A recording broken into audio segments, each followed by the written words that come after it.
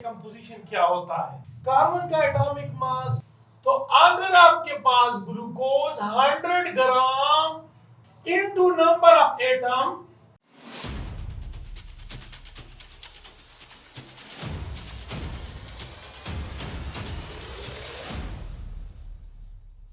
बिस्मिल्लाहिर्रहमानिर्रहीम। आज हम लेके आए कोर्स एडेक्स की तरफ से ईटा और एनएमडीकेट का लेक्चर नंबर 10 लेके आए, जिसको हम कहते हैं परसेंटेज कंपोजिशन। देखिए, परसेंटेज कंपोजिशन में किस किस्म के क्वेश्चन आते हैं। सबसे पहले कंपोजिशन क्या होता है? The combining mass of each element in a compound. Suppose compound आपके पास ग्लूकोज है C6H12O6। कार्बन का एटॉमिक मास 12 को मल्टीप्लाई कर दो 6 के साथ, हाइड्रोजन का 1 12 के साथ, ऑक्सीजन का 16 6 के साथ, तो ये 72, ये 12 और ये 96 ग्राम, तो ये बन जाता है 180 ग्राम। इसको हम कहते हैं कंपोजिशन, कि ग्लूकोज के अंदर कार्बन का इतना हिस्सा है, हाइड्रोजन का इतना हिस्सा और ऑक्सीजन का इतना हिस्सा है। लेकिन अगर ये 180 के बजाय 100 होता है, तो फिर कार्बन का हिस्सा कितना होगा, हाइड्रोजन का कितना हिस्सा होगा, ऑक्सीजन का कितना हिस्सा होगा। इसको हम कहते हैं परसेंटेज कंपोजिशन। फॉर एग्जांपल, अगर आपके पास है कार्बन 72 ग्राम कार्बन है और किस में है 180 ग्राम ग्लूकोज में है, तो अगर आपके पास ग्लूकोज 100 ग्राम ग्लूकोज है, ये ग्लूकोज 100 ग्राम है, तो फिर कार्बन कितना, क्रॉस मल्टीप्लाई। तो उसी तरीके को अपनाते हुए हम यहां एक्सप्लेन करते हैं कि 72 ग्राम कार्बन जो है वो 180 ग्राम ग्लूकोज में है। लेकिन अगर ये 100 ग्राम ग्लूकोज हो तो फिर ये 40 ग्राम होता है। इसी तरह से जो हाइड्रोजन है वो 12 ग्राम है, 12 ग्राम हाइड्रोजन है 180 ग्राम ग्लूकोज में। लेकिन अगर ये 100 होता है तो फिर ये 6.66 ग्राम होता है। अगर 180 ग्राम में ऑक्सीजन 96 ग्राम है, तो 100 ग्राम में ये 53.3% होता है या ग्राम होते हैं। अब इसको देके सम अप कर दो, तो ये 100 के बराबर होता है। इसको हम कहते हैं परसेंटेज कंपोजिशन। 100 में से इसका इतना हिस्सा, इसका इतना हिस्सा होता है। और अगर 100 ना हो तो उसको सिर्फ कंपोजिशन कहते हैं। तो 180 में इसकी कंपोजिशन 72 ग्राम है, हाइड्रोजन की 12 ग्राम है और ऑक्सीजन की 96। लेकिन 100 में से इसका 40, इसका 6.66 और 53.33 ये ऑक्सीजन का होता है। This is called percentage composition. तो परसेंटेज कंपोजिशन को एक्सप्लेन करने के लिए हमारे पास दो किस्म के मेन फार्मूले में आपको एक्सप्लेन करना चाहता हूं, वाज़िह करना चाहता हूं। देखें, percentage composition, molar mass of element into number of atom divided by molar mass of compound into 100। इससे आपके पास परसेंटेज मालूम हो जाता है। ये एक फार्मूला है। इस फार्मूले को थोड़ा सा मैं मॉडिफाई करना चाहता हूं कि इन चीज को मैंने पहले लिखा उसी तरह से, molar mass of element, molar mass of element, number of atom, number of atom, molar mass of compound, molar mass of compound. यहां पर इजाफा किया है, गिवन कंपाउंड, ऑब्टेन कंपाउंड। इस कंपाउंड से जो कंपाउंड हासिल होता है वो यहां लगाए, और फिर यही कुछ जो मैंने ऊपर लिखा है इसको नीचे लगाओ, और ये आपको जो देगा परसेंटेज कंपोजिशन, यानी ये परसेंटेज आपको देगा। अब हमारे पास सवाल है ये कि what is the mass of carbon in glucose. Glucose में कार्बन का जो मास है, परसेंटेज है, व्हाट इज द परसेंटेज। तो देखिए, ये वाला फार्मूला लागू होता है किस तरह से लागू होता है देखिए, कार्बन का परसेंटेज हम फाइंड करते हैं। तो कार्बन का ये देखिए, ये ग्लूकोज है C6H12O6, कार्बन का मोलर मास ये 12 है, लेकिन कार्बन के नंबर ऑफ एटम्स वो 6 है, और इस ग्लूकोज का जो मोलर मास है कार्बन का 12, ये 72, ये आपके पास 12, ये 96 ग्राम, ये 180। तो मोलर मास जो कंपाउंड का होता है वो आपके पास 180, और यहां आप लगा दें 100। तो अगर ये 72, ये 180, ये 100, तो इससे बनता है 40% कार्बन। तो कार्बन जो है वो 40% बन जाता है। ये है percentage composition of carbon in a glucose, कि ग्लूकोज के अंदर कार्बन कितना है। अब अगर ऑक्सीजन पूछे तो देखें, ऑक्सीजन जो है आपके पास, ऑक्सीजन का जो मोलर मास है वो 16 है, और ऑक्सीजन तादाद में 6 है, और total molar mass of compound 180 है इनटू 100, तो यहां पर आता है 53.3%। ये आंसर इसका बनेगा। इसी तरह से हाइड्रोजन का भी बनेगा। तो ये सवाल हमारे पास हो गया है। अब सवाल दूसरा ये है कि how many atoms of carbon in 40% of carbon in glucose. अगर ग्लूकोज 40% उसमें कार्बन हो तो उसमें कार्बन के एटम्स कितने होंगे, यानी ये मांगता है, ये चीज मांगता है।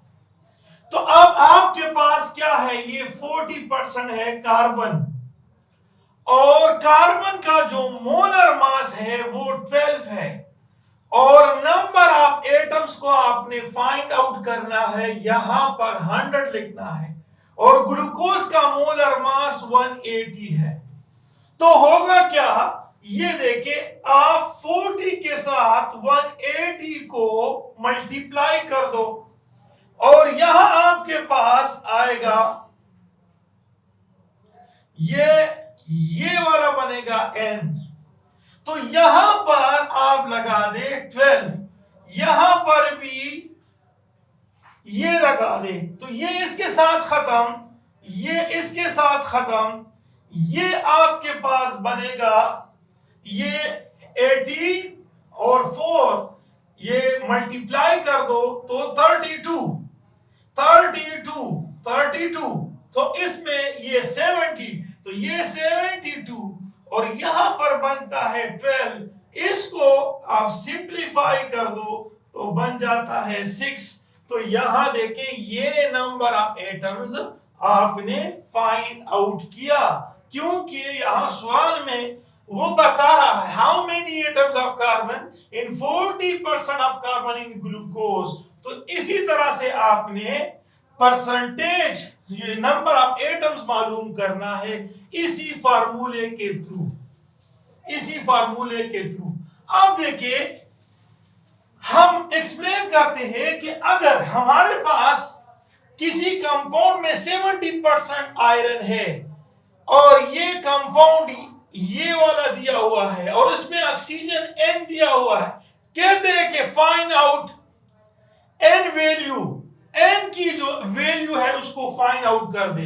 तो देखिए, बिल्कुल सिंपल है। सबसे पहले आपके पास आयरन का परसेंटेज है 70%, और आयरन का जो मोलर मास है वो आपके पास 56 है, और ये मोलर मास ऑफ आयरन है, और number of atoms of iron वो 2 है। अब इसी कंपाउंड का जो मोलर मास है वो लगाना है, ये देखिए 100। कंपाउंड में जो आयरन है, आयरन का 56 है, और आयरन के एटम्स 2 है। फिर आपने oxygen, N value of oxygen का मोलर मास 16 है। इसी तरीके से आपने N वैल्यू फाइंड आउट करनी है ये फेरस ऑक्साइड है या फेरिक ऑक्साइड है। ये फेरिक ऑक्साइड है, लेकिन किस तरह से फाइंड आउट होगा आप देखिए। मैं यहां पर इस जीरो को इस जीरो से खत्म करना चाहता हूं, इसको मैं इसके साथ खत्म करना चाहता हूं। ये 8 आएगा, 7 के साथ 8 को मल्टीप्लाई 56 आता है। तो 8 को 2 से मल्टीप्लाई कर दो तो 16, और 16 को 100 से मल्टीप्लाई कर दो तो ये बन जाता है आपके पास 160। ये 160 बनता है। और यहां आपके पास 52 को 2 से मल्टीप्लाई कर दो तो ये आपके पास बन जाता है 112, और प्लस यहां पर n जो है वो 16 है।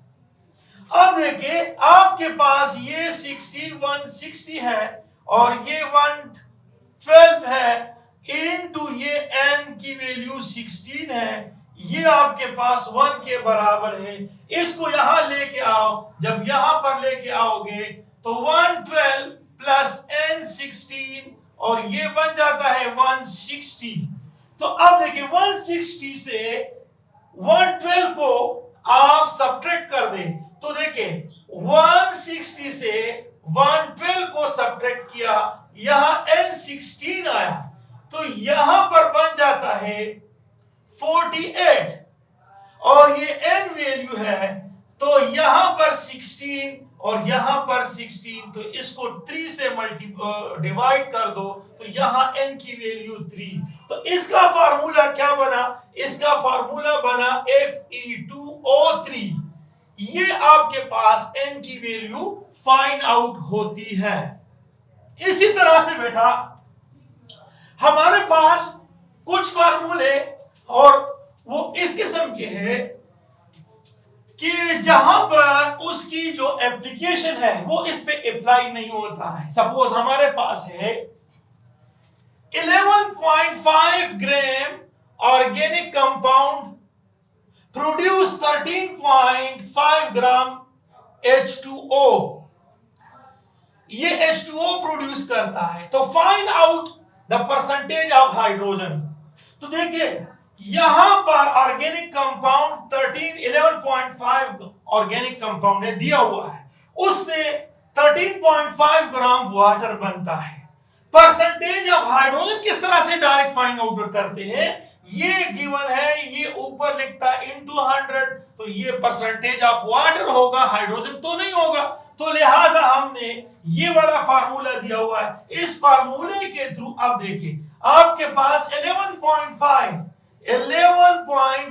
ग्राम ऑर्गेनिक कंपाउंड है, ये बनाता है वाटर 13.5 ग्राम, और इसी वाटर का जो है molar mass of water H2O का मोलर मास वो 18 है, और यहां पर आपके पास उसी तरह से हाइड्रोजन का मोलर मास 1 है लेकिन तादाद में वो 2 है, इनटू 100।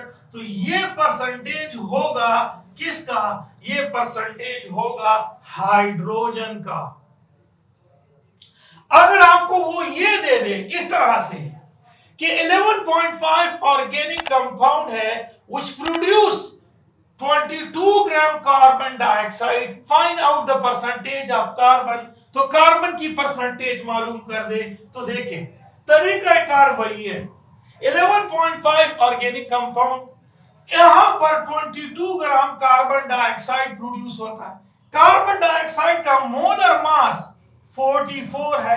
क्यों? क्योंकि कार्बन जो है वो 12 ग्राम है, ऑक्सीजन 16 ग्राम है, ये 44 ग्राम बन जाता है, और कार्बन का जो मोलर मास है वो 12 है, और कार्बन के एटम्स भी 1 है। तो देखिए इसको आप इस तरह से सिंपलीफाई कर दे, इसी तरह से आपके पास आ जाएगा परसेंटेज ऑफ कार्बन। तो ये दो फार्मूले यूज होते हैं जिसके थ्रू आप हर किस्म के परसेंटेज के जितने भी क्वेश्चन है, ऑर्गेनिक केमिस्ट्री में हो या इनऑर्गेनिक केमिस्ट्री में हो, जहां पर भी हो, तो you can find out easily with the help of this two formula. Okay, thank you for watching this video. Allah Hafiz.